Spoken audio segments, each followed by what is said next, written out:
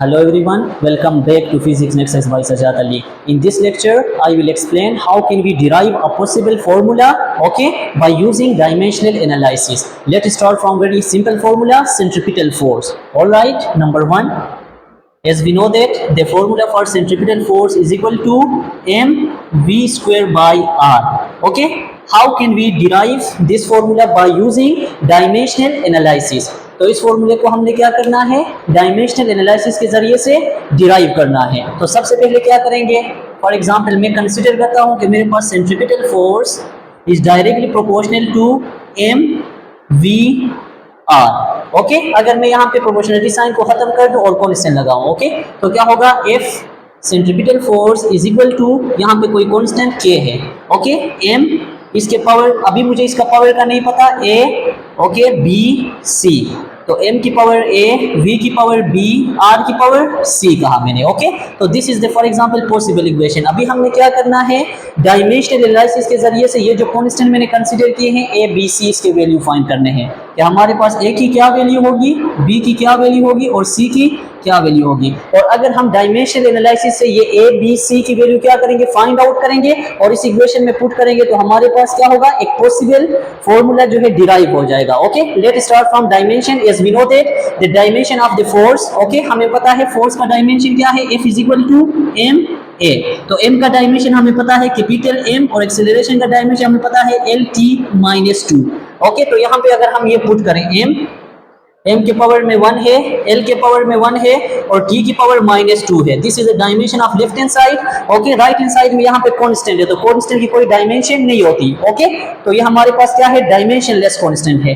तो m हमारे पास mess है, तो मेस का डायमेंशन क्या है, m, और इसके पावर में क्या है, a। Just like that v means speed, speed का डायमेंशन क्या होगा, LT-1 की पावर b, और r is also a length, तो इसका डायमेंशन हमारे पास क्या होगा, c होगा। अभी से थोड़ा सिंप्लीफाई करते हैं राइट हैंड साइड को।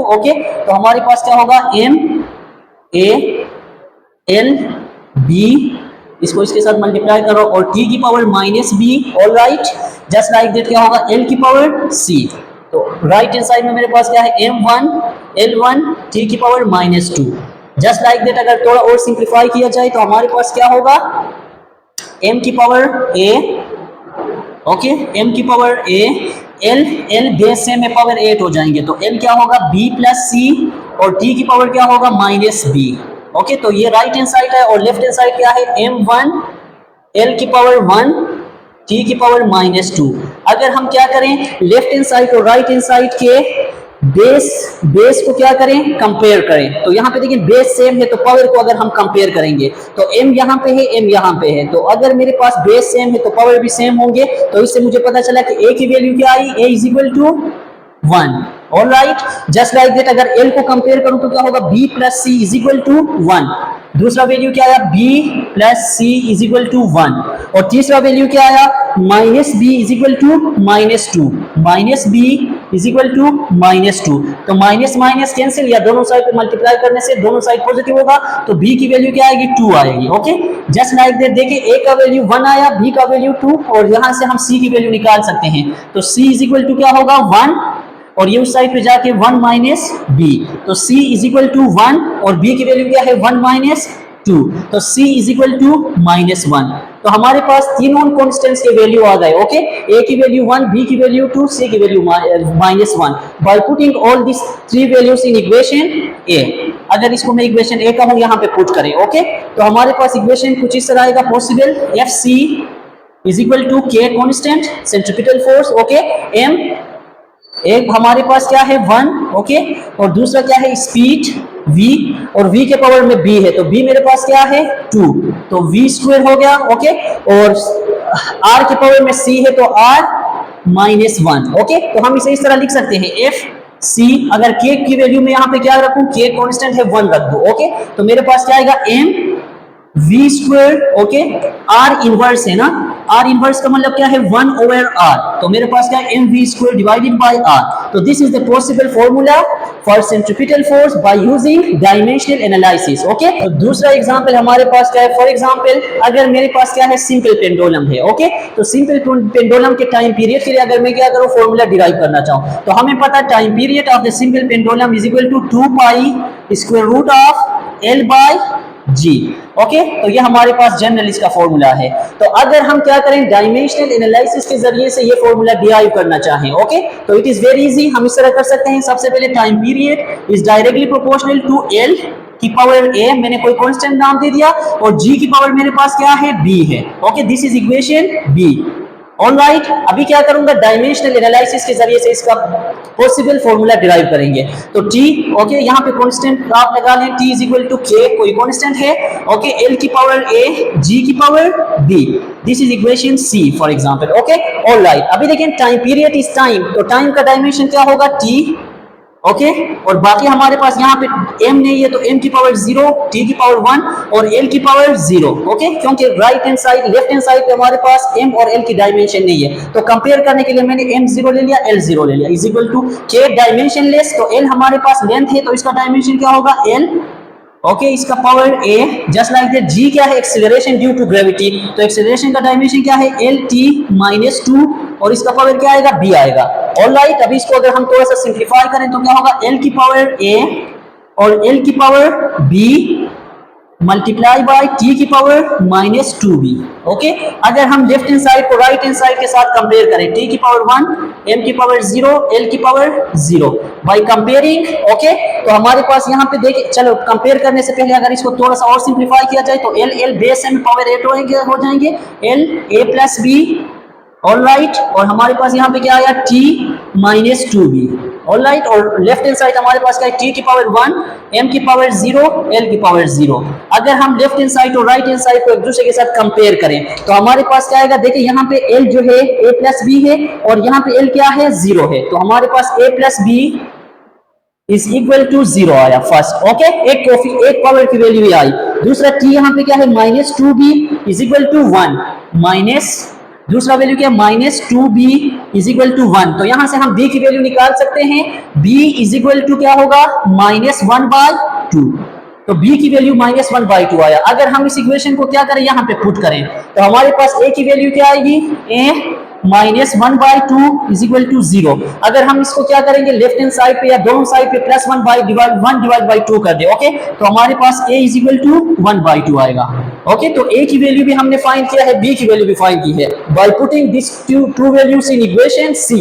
इक्वेशन c हमारे पास क्या होगा, इक्वेशन c बिकम्स, अगर हम इक्वेशन c में क्या करें पुट करें तो इक्वेशन c हमारे पास कुछ इस तरह बनेगा, t इज इक्वल टू, यहाँ पे कोई कांस्टेंट है k, ओके, और l का पावर हमारे पास क्या है a हमारे पास क्या है 1/2, जस्ट लाइक दैट g हमारे पास क्या है -1/2 b की वैल्यू। ओके, तो इससे 1/2 का मतलब क्या है, 1/2 is equal to square root. Okay, -1/2 का मतलब क्या है, -1/2 means 1 over square root. Okay, तो ये अगर हम इसको स्क्वायर रूट फॉर्म में लिखे तो t इज इक्वल टू क्या होगा, कोई constant k square root of, दोनों के साथ स्क्वायर रूट है तो हम एक स्क्वायर रूट के अंदर लिख सकते हैं, तो क्या होगा l/g। तो this is the possible formula for time period of the simple pendulum by using the concept of dimensional analysis. Okay, how can we derive de Broglie wavelength equation by using dimensional analysis. तो हमें पता है, अगर according to quantum mechanics हमें पता है, अगर एक मैटर है, मैटर से एसोसिएटेड वेव होगा ना, तो उस वेव का अगर वेवलेंथ है, मैटर वेव का जो वेवलेंथ है वो किसके इक्वल होगा, lambda is equal to Planck constant divided by momentum, h divide by p, ऐसा हम इस तरह लिखते हैं, h divided by mv। This is the possible formula for de Broglie wavelength. Okay, तो de Broglie वेवलेंथ के लिए हमारे पास क्या है, ये पॉसिबल फॉर्मूला है वेवलेंथ के लिए। ओके, तो how can we derive this possible formula by using dimensional analysis. Okay, तो इट इज वेरी इजी। सबसे पहले हमने क्या करना है, lambda is directly proportional to, for example h m v, तो h के पावर को मैंने a कहा, इसको b कहा, इसको c कहा। ओके, तो यहाँ पे कोई कांस्टेंट लगेगा, h is equal to k, h की पावर a m की पावर b और v की पावर c। तो this is equation a। How can we find out the value of a b c? तो उसके लिए हमने क्या करना पड़ेगा, डायमेंशनल एनालिसिस यूज करेंगे। तो लैम्डा इज वेवलेंथ, वेवलेंथ हमारे पास लेंथ है तो इसका डायमेंशन क्या होगा l, l की पावर 1, m यहाँ पे क्या है नहीं है तो m की पावर 0 और t की पावर भी हमारे पास क्या है 0। This is the dimension of left hand side. Right hand side में k कांस्टेंट, इसकी कोई डायमेंशन नहीं है h। h का डायमेंशन सबसे पहले फाइंड आउट करते हैं, h is the Planck constant. तो h प्लैंक कांस्टेंट फाइंड करने के लिए हमारे पास पता है E is equal to hf, energy is equal to क्या है hf, f is the frequency. तो यहां से h फाइंड करें तो हमारे पास क्या होगा, h की dimension h is equal to energy divided by f। और एनर्जी हमें पता है according to work energy theorem, energy is equal to work done के इक्वल है, work done divided by frequency. तो वर्क हमें पता है force multiply by displacement divided by frequency is the reciprocal of time period. तो ये इसका dimension क्या होगा, t की पावर -1 होगा। ओके, और फ्रीक्वेंसी का डायमेंशन t की पावर -1 है। फोर्स का dimension, force is equal to ma। तो m का डायमेंशन हमारे पास m, एक्सीलरेशन का dimension l t-2 multiply by क्या होगा हमारे पास d, d is the distance l। तो इसका पॉसिबल डायमेंशन हमारे पास कुछ इस तरह आएगा, डिवाइडेड बाय t की पावर -1। फर्दर अगर हम इसे सिंप्लीफाई करें तो h का डायमेंशन क्या आएगा, h is equal to m, okay, l multiply by l, इसके पावर में भी 1, इसके पावर में 1, बेस साइन में पावर 8 हो जाएंगे तो m l स्क्वायर, ओके, और t की पावर क्या होगा -2, ये जब ऊपर जाएगा +1 होगा, ओके, -2 + 1, तो यहाँ पे क्या बचेगा -1। तो this is the dimension of Planck constant. तो प्लैंक कांस्टेंट का डायमेंशन हमें पता चल गया। ओके, तो इसे हम यहाँ पे पुट करेंगे तो प्लैंक कांस्टेंट का डायमेंशन क्या आएगा, m l स्क्वायर t की पावर -1 का होल क्या होगा, a होगा। All right, just like that mess का डायमेंशन हमें पता है कैपिटल M की power b। Just like that speed का डायमेंशन हमें पता है l t-1 का होल पावर क्या होगा c। अभी इसे फर्दर अगर हम सिंप्लीफाई करें राइट हैंड साइड को तो क्या होगा, m, ये a सब के साथ आएगा a l 2a और t की power -a। Just like that हमारे पास क्या होगा, m की पावर b, l की पावर c, ओके, मल्टीप्लाई करने से जस्ट पावर को पावर रूल लगा रहा हूं, ओके, मल्टीप्लाई बाय t की पावर -c। ऑल राइट, आगे फर्दर सिंप्लीफाई करने से क्या होगा, m बेस a में पावर 8 हो जाएंगे तो m क्या होगा, a + b। All right, m की पावर क्या होगा, a + b, और l यहाँ पे है तो l क्या होगा, multiply by 2a + c। All right, और हमारे पास टाइम क्या होगा, टाइम -a और क्या होगा -c। तो यह हमारे पास राइट हैंड साइड है और लेफ्ट हैंड साइड यही है, l1 m की पावर 0 t 0। ऑल राइट, अगर हम लेफ्ट हैंड साइड और राइट हैंड साइड को कंपेयर करें तो हमारे पास क्या होगा, m को m के साथ कंपेयर करने से a + b = 0 आएगा। क्या आएगा, a + b = 0, ये पहला possible value. Just like that l को l के साथ कंपेयर करें तो क्या होगा, 2a + c = 1, 2a + c = 1। This is equation 2। Just like that t को अगर t के साथ कंपेयर करें -a - c = 0, -a - c = 0। तो यह हमारे पास तीन इक्वेशन है। अगर हम क्या करें, इन तीनों इक्वेशन में से किसी एक कांस्टेंट की वैल्यू फाइंड करें, ओके, बाकी कांस्टेंट की वैल्यू हम आसानी से फाइंड कर सकते हैं। तो यहाँ पे देखिए, अगर यहाँ पे 2a + c = 1 है, यहाँ से मैं अगर a को रिप्लेस कर दूं तो इसको c बनाऊं तो मेरे पास इस इक्वेशन को मैं इस तरह लिख सकता हूं कि मेरे पास क्या है, अगर यहाँ से मैं a की वैल्यू निकालूं, ओके, तो -a = क्या होगा, ये उस साइड पे जाके +c होगा, तो माइनस मल्टीप्लाई करने से क्या होगा, a = -c। तो a की वैल्यू मेरे पास क्या है, -c। अगर इस a की वैल्यू को मैं पुट करूं यहाँ पे तो मेरे पास ये इक्वेशन क्या बनेगा, 2 multiply by -c, okay, +c = 1। तो -2 इसको इस तरह लिख सकते हैं, -2c + c = 1। तो -2 इसका कोएफिशिएंट 1 है, -2 + 1 तो क्या होगा, -c = 1। तो c की वैल्यू क्या है, c = -1। अगर c की वैल्यू मेरे पास क्या है, -1 है। ऑल राइट, तो c की वैल्यू अगर -1 है तो इससे मैं आगे वैल्यू क्या कर सकता हूं, ये वैल्यू निकाल सकता हूं, a की वैल्यू। ओके, अभी आगे a की वैल्यू निकालने के लिए क्या करूंगा, put c = -2 in this equation. तो ये इक्वेशन मेरे पास कुछ इस तरह बनेगा, -a - c की जगह पे क्या पुट कर दें, -1 = 0। तो -a - प्लस, तो +1 = 0। ऑल राइट, -a = -1, तो माइनस कैंसिल, तो a की वैल्यू क्या आया, a = 1। तो a की वैल्यू भी हमें पता चला सी भी पता चला, अभी क्या करना है, बी की वैल्यू निकालनी है। तो बी निकालने के लिए बी इज इक्वल टू क्या होगा, माइनस ए, और b is equal to side पे माइनस ए की जगह पे क्या होगा, -1। तो तीनों वैल्यू हमें पता चले। फॉर एग्जाम्पल कौन कौन से वैल्यू आए हैं, a is equal to 1, b is equal to -1, c is equal to -1। अगर हम इसको क्या करें, यहाँ पे पुट करें इक्वेशन ए में, तो हमारे पास इक्वेशन ए कुछ इस तरह सिंप्लीफाई होगा, सिंपल। ओके, तो लेमडा इज इक्वल टू हमारे पास क्या होगा, k is constant. Okay, k को मैंने 1 लिया। Okay, k is constant which is equal to 1। तो h का क्या होगा, h, और h के पावर में a है, तो a की वैल्यू हमारे पास क्या है, h की पावर 1 m, और b की वैल्यू हमारे पास क्या है, -1। ऑल राइट, और c की वैल्यू भी हमारे पास क्या है, v, c की वैल्यू भी -1 है। ऑल राइट, तो यहाँ पे देखिए h मेरे पास पॉजिटिव है तो h ही है। ओके, और ये डिनोमिनेटर में चले जाएंगे तो क्या होगा, m v, या which is equal to M v का मतलब क्या है, mass multiply by velocity which is equal to momentum. तो यह हमारे पास क्या होगा, पॉसिबल इक्वेशन हमने डिराइव कर लिया। सबसे पहला लिमिटेशन हमारे पास क्या है, by using dimensional analysis, okay, we are unable to determine numerical constant. तो हमारे पास क्या होगा, dimensional analysis can't determine numerical constants या real number, numerical constants. Dimensions को हम यूज करके क्या कर सकते हैं, किसी भी फिजिक्स में किसी भी इक्वेशंस में अगर कांस्टेंट आ रहे हैं तो उनको हम फाइंड आउट नहीं कर सकते, उनको डिटरमिन नहीं कर सकते। लाइक अगर हमारे पास किसी इक्वेशन में क्या है, 2 आए, या हमारे पास 1/2 आए। ओके, अगर किसी इक्वेशन में पाई आए, ओके, विच इज कांस्टेंट, इसी तरह हमारे पास क्या है, 4 पाई आए, एक्सेट्रा एक्सेट्रा। ओके, लाइक हमारे पास काइनेटिक एनर्जी का इक्वेशन था, kinetic energy is equal to half mv²। तो डायमेंशन एनालिसिस के जरिए से हम mv² तो डिराइव कर सकते हैं, लेकिन हाफ जो है यहाँ पे 1/2 को हम डिराइव नहीं कर सकते। इसी तरह हमारे पास k की वैल्यू क्या होती है, k is equal to 1/4 pi epsilon naught. Okay, k हमारे पास क्या है, फॉर एग्जाम्पल इलेक्ट्रोस्टैटिक में एक कांस्टेंट है, तो यहाँ पे 4 पाई को हम क्या कर सकते हैं, डायमेंशनल एनालिसिस के जरिए से फाइंड आउट नहीं कर सकते। तो ये इसका क्या है, फर्स्ट लिमिटेशन है। ओके, नंबर 2 हमारे पास दूसरा क्या होगा, हमारे पास कि डायमेंशन एनालिसिस के जरिए से हम क्या कर सकते हैं, अगर हमारे पास किसी भी इक्वेशन में ट्रिग्नोमेट्रिक क्या है, फंक्शन है, या एक्सपोनेंशियल फंक्शन है, या लोगरिथमिक फंक्शन है, तो we are unable to determine, okay, we are unable to derive such type of equation. Okay, तो हम क्या कर सकते हैं, कांट डिराइव,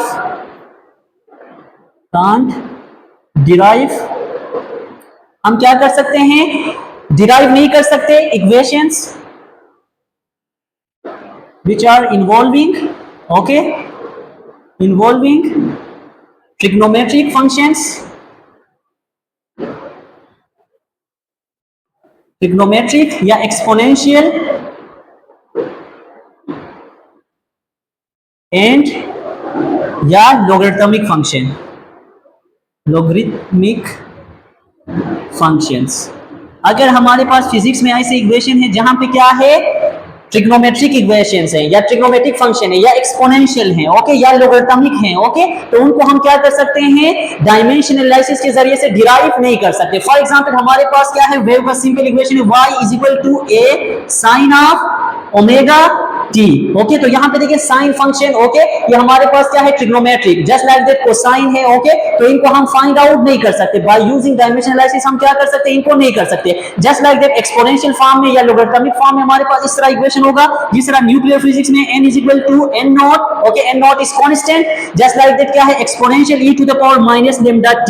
तो एक्सपोनेंशियल इक्वेशन या हमारे पास क्या है, अगर एक्सपोनेंशियल इक्वेशन है तो इसे भी हम डिराइव नहीं कर सकते। तो ये इसका दूसरा क्या है, लिमिटेशंस है। और तीसरा लिमिटेशंस क्या है कि for example we are unable to distinguish between different physical quantities if the physical quantities having the same dimension। okay, अगर हमारे पास ऐसे फिजिकल क्वांटिटीज है जिनके डायमेंशंस क्या है, सेम है, लेकिन फिजिकल क्वांटिटीज खुद क्या है, डिफरेंट है। जिस तरह एनर्जी है, वर्क है, okay, just like that torque है, या मूवमेंट ऑफ फोर्स है। ओके, तो ये हमारे पास क्या है, डिफरेंट फिजिकल क्वांटिटीज है, लेकिन इनके डायमेंशंस या यूनिट जो है वो सेम है। अगर डायमेंशन सेम होगा तो इनके बीच में हम डिफरेंशिएट नहीं कर सकते, कांट डिस्टिंग्विश। नंबर 3 तीसरा लिमिटेशन क्या है, can't distinguish between different physical quantities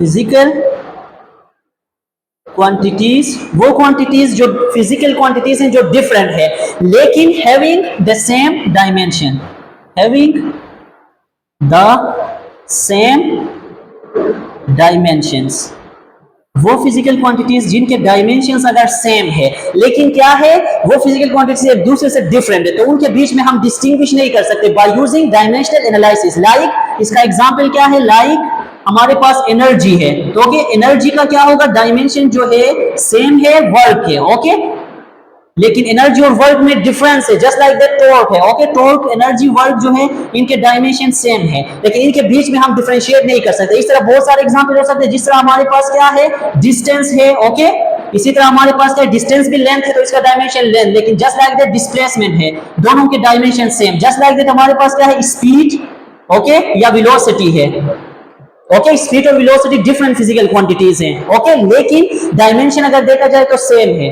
alright. तो हमारे पास क्या होगा, दूसरी बात डायमेंशन के जरिए से हम क्या कर सकते हैं, किसी भी इक्वेशन को फिजिकली करेक्ट नहीं कह सकते, ओके डायमेंशन जो क्या होगा, can't prove the equation is physically correct और नॉट, कि हमारे पास कोई भी इक्वेशन जो है वो फिजिकली करेक्ट है या नहीं है, ओके ये हम डायमेंशन के जरिए से नहीं बता सकते। तो फोर्थ हमारे पास जो फॉर एग्जांपल इसका लिमिटेशन है वो क्या है, can't prove the, number 4 can't prove the equation is the equation, ये हम प्रूव नहीं कर सकते, okay bye using dimensional analysis के हमारे पास इक्वेशन जो है वो क्या है, इक्वेशन इज फिजिकली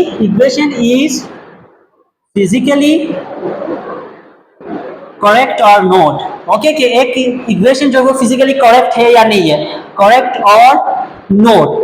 लेकिन हम क्या करते हैं, सिर्फ डायमेंशनल एनालिसिस में क्या करते हैं, just prove for example dimensionally, किसी भी इक्वेशन को क्या करते हैं जस्ट डायमेंशनली हम प्रूव करते हैं लेकिन हमें नहीं पता कि वो फिजिकली करेक्ट है या नहीं है, ओके तो ये भी इसका क्या है, एक फेलियर है, ओके तो this is all about dimensions of, okay dimensional analysis या यूजेस ऑफ डायमेंशनल एनालिसिस। तो पहला यूज डायमेंशनल एनालिसिस क्या था कि किसी भी इक्वेशंस के होमोजेनिटी को चेक करना कि वो इक्वेशन करेक्ट है या नहीं है, ओके और दूसरा क्या है कि हम डायमेंशनल एनालिसिस के जरिए से इक्वेशंस या पॉसिबल फार्मूला डिराइव कर सकते हैं। इसी तरह इसका तीसरा एप्लीकेशन है हमारे पास कि how can we convert one system of unit to another system of unit, for example from CGS to SI system या etc etc, okay तो ये भी इसके क्या होते हैं applications में है, alright तो this is all about dimension analysis. If you have any question in your mind, okay you are free to ask. Thank you so much.